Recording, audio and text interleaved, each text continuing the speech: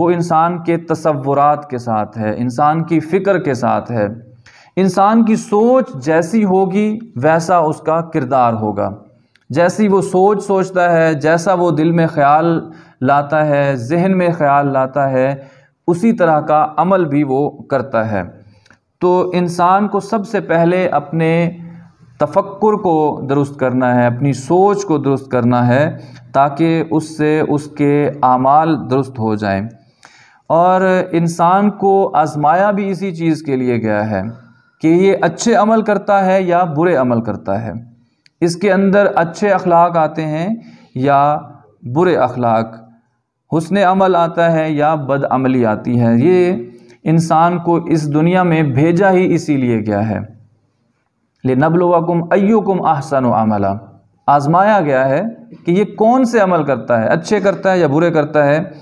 تو انسان کو جو ہے اچھے اعمال کرنے چاہیے، اختیار کرنے چاہیے، خود کوشش کرنی چاہیے، اور اسی سے انسان کی جو شخصیت ہے اس کی عمارت کا، اس کی تعمیر کا، اس کے میٹیریل کا پتہ چلتا ہے۔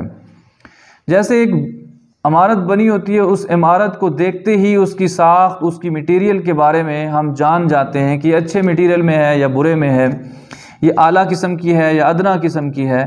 اسی طرح کسی انسان کے بارے میں اگر معلوم کرنا ہوگا تو اس کے اخلاق، اس کے کردار کے اوپر دیکھنا ہوگا کہ اس کا اخلاق کیسا ہے، اس کا کردار کیسا ہے۔ اگر اس کا کردار اچھا ہوگا تو اچھا تصور کیا جائے گا، اگر اس کا اخلاق اچھا نہیں ہے، اچھے طریقے سے بات نہیں کرتا اور بری بات کرتا ہے، یا اتنا سخت مزاج ہے کہ اس سے کوئی بات کرنا ہی نہیں چاہتا، تو اس سے اندازہ ہو جاتا ہے کہ اس کا کردار کیسا ہے۔ تو ہمیں نرم مزاج ہونا چاہیے، ہمیں ایسے اعمال کرنے چاہیے کہ دوسرے لوگ ہم سے تنگ نہ ہوں۔ حضور علیہ الصلوۃ والسلام تشریف فرما تھے اور ایک جنازہ قریب سے گزرا۔ حضور علیہ الصلوۃ والسلام نے پوچھا کہ یہ جنازہ کس کا ہے؟ کہا ایک خاتون کا ہے، علاقے میں ایک خاتون فوت ہو گئی۔ تو حضور علیہ الصلوۃ والسلام نے پوچھا کہ اس کے پڑوس میں رہنے والے لوگ اس سے خوش تھے یا ناراض تھے؟ تو عرض کیا گیا کہ اے اللہ کے رسول، یہ عورت ویسے تو اچھی تھی لیکن پڑوس کے ساتھ اس کے تعلقات اچھے نہیں تھے، لوگ تنگ ہوتے تھے اس سے۔ فرمایا وجبت۔ اب یہ ایک لفظ فرما کر خاموش ہو گئے۔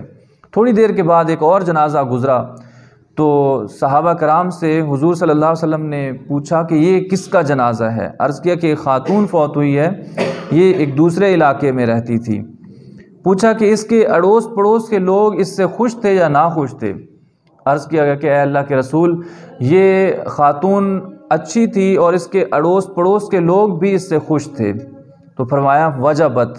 جب دونوں پر وجبت فرمایا تو حضور علیہ الصلوۃ والسلام سے پوچھا گیا کہ اے اللہ کے رسول، آپ نے دونوں پر وجبت فرمایا، حالانکہ دونوں کے کردار مختلف تھے۔ فرمایا کہ وہ عورت جو دوسرے لوگوں کو تنگ کرتی تھی، پریشان تھے لوگ، اس کے لیے جہنم واجب ہو گئی، اور جس کے اڑوس پڑوس کے لوگ خوش تھے اس سے، اس کے لیے جنت واجب ہو گئی۔ تو انسان کا کردار اس کے ماحول سے نظر آتا ہے۔